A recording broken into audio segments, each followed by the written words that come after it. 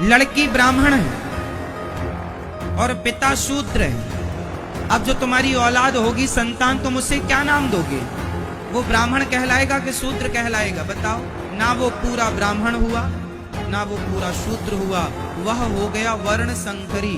क्या सुअर से कभी शेर पैदा हो सकता है?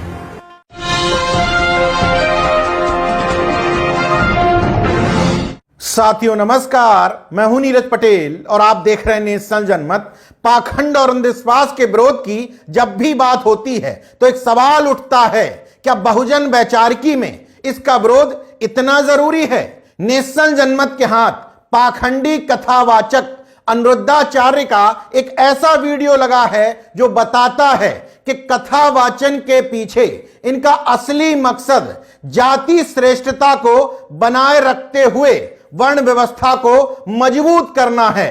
पोस्टमार्टम के इस खास एपिसोड में साबित कर दूंगा कि विभिन्न कथावाचक कथा मंचों पर बैठ करके ईश्वर का गुणगान नहीं बल्कि जाति व्यवस्था को मजबूत करते हैं, बुलाते ईश्वर के नाम पर हैं, बाद में अपना जातिवादी वर्णवादी एजेंडा और अपनी जातिगत श्रेष्ठता को बहुजन समाज के ऊपर थोप देते हैं। इसलिए पाखंड और अंधविश्वास के खात्मे के बिना जाति विहीन समता मूलक गैर बराबरी वाले समाज की स्थापना हो ही नहीं सकती। कैसे? अब इसका उदाहरण समझिए। दरअसल बहुजन समाज में इस समय अंतरजाति विवाह को लेकर के बहुत अभियान चल रहे हैं। अंतरजाति विवाह को प्रमोट भी किया जा रहा है। तो इस पर रोक कैसे लगाई जाए? क्योंकि अंतरजाति विवाह ही वो एकमात्र साधन है जिसके दम पर जाति विहीन समाज की ओर हम अग्रसर हो सकते हैं। अनिरुद्धाचार्य जैसे जातिवादियों को तकलीफ हुई तो कथा पांडाल में पहुंची महिलाओं को समझाने की कोशिश कर रहा है, अगर इंटरकास्ट मैरिज की जाती है तो उससे उत्पन्न बच्चा वर्ण संकरी होता है, छोटे विचार वाला होता है, छोटी बुद्धि वाला होता है और तो और वो जहर बन जाता है। ब्राह्मणों का विवाह ब्राह्मणों में और क्षत्रियों का विवाह क्षत्रियों में, वैश्यों का विवाह वैश्यों में और शूद्रों का विवाह शूद्रों में। क्या सुअर से कभी शेर पैदा हो सकता है? फिर वैश्या है जिसका कोई नियम नहीं है और तुम अच्छे घर की बहू बेटी हो, कल को तुम मां बनोगी। लड़की ब्राह्मण है और पिता शूद्र है। अब जो तुम्हारी औलाद होगी, संतान, तुम उसे क्या नाम दोगे? वो ब्राह्मण कहलाएगा कि शूद्र कहलाएगा? बताओ।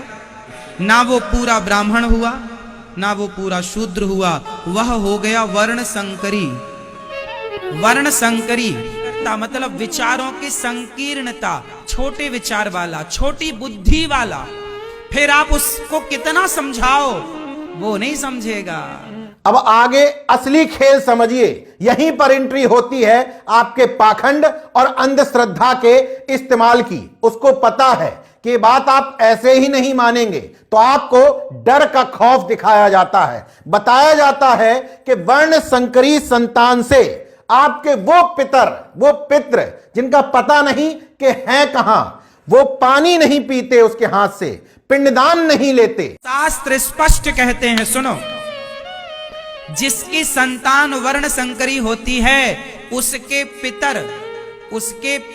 पितर पूर्वज उस वर्ण संकरी संतान से कभी पानी नहीं लेते, पिंडदान नहीं स्वीकार करते, उसके हाथ का पिंडदान नहीं लेते। बात समझ में आ गई? पूरा बिजनेस डर का है। जब तक डर नहीं दिखाया जाएगा तब तक आप इनकी मूर्खतापूर्ण बातों पर भरोसा नहीं करेंगे। मैं बार बार ये क्यों कहता हूं कि इनकी बात को वही समझ सकता है जो पूर्ण तरीके से अंधभक्त और अंधश्रद्धा वाला हो।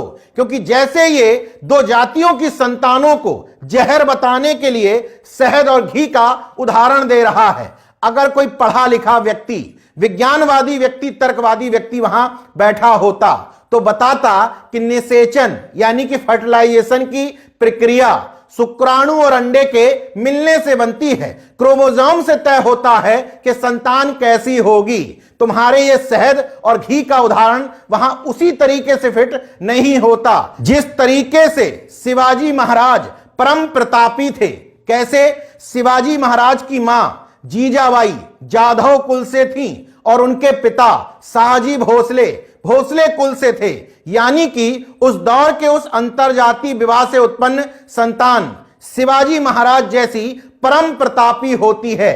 उदाहरण सैकड़ों हैं, लेकिन शिवाजी महाराज का उदाहरण मैंने इसलिए लिया क्योंकि हमारे बहुजन प्रतिपालक महाराजा को ये हिंदू हृदय सम्राट बता करके घूमते हैं। तो देख लो कि तुम जिसको हिंदू हृदय सम्राट कहते हो वो भी अंतरजातीय विवाह से उत्पन्न संतान है और परम प्रतापी है। दूसरी बात, ये कथावाचक कथा मंचों पर बैठ करके संविधान का पूरे तौर पर उल्लंघन करते हैं, क्योंकि संविधान का विशेष विवाह अधिनियम 1954 न सिर्फ अंतरजातीय बल्कि अंतरधार्मिक विवाह को भी वैधता प्रदान करता है। और तो और संवैधानिक व्यवस्था के तहत ही भारत सरकार का सामाजिक न्याय एवं अधिकारिता मंत्रालय के अधीन आने वाला अंबेडकर फाउंडेशन अंतरजातीय विवाह करने वाले जोड़ों को 2.5 लाख रुपए देता है।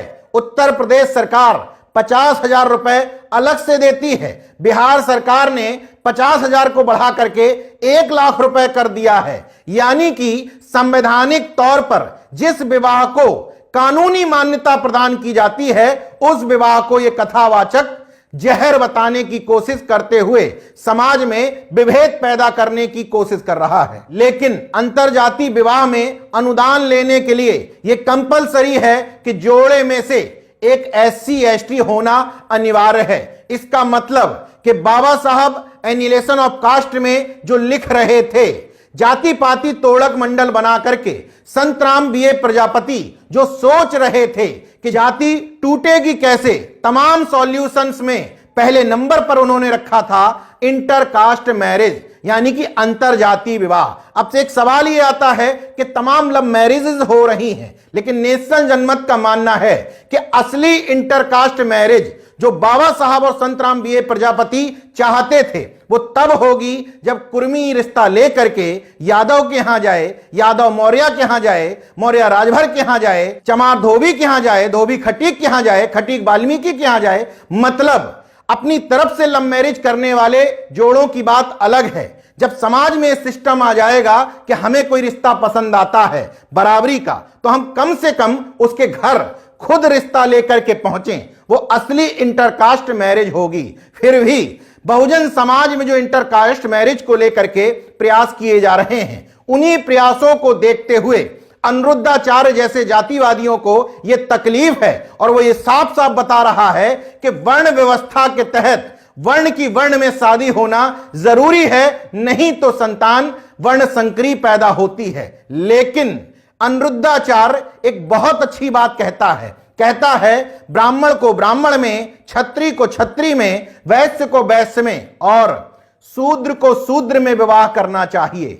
ब्राह्मणों का विवाह ब्राह्मणों में और क्षत्रियों का विवाह क्षत्रियों में, वैश्यों का विवाह वैश्यों में और शूद्रों का विवाह शूद्रों में। यहां पर अनिरुद्धाचार्य ना चाहते हुए भी बहुजनों के हित की बात कह रहा है। वो कहता है कि शूद्र का विवाह शूद्र में हो जाना चाहिए। तो आप शुरू तो करिए, कम से कम जो लोग मानते हैं कि वर्ण व्यवस्था में उनको निचले पायदान पर रखा गया है वो ही आपस में शादियां शुरू कर दें, तब भी जाति का बंधन टूटने में समय नहीं लगेगा। और अनिरुद्धाचार्य जैसे जातिवादियों की ही सोच का परिणाम है कि बजरंग दल जैसे नफरती और गुंडई संगठन पार्कों में जाकर के प्रेमी जोड़ों से गुंडई करते हैं। देखते रहिए नेशन जनमत, जागरूक और सजग बने रहिए। जय विज्ञान, जय संविधान, जय लोकतंत्र। धन्यवाद।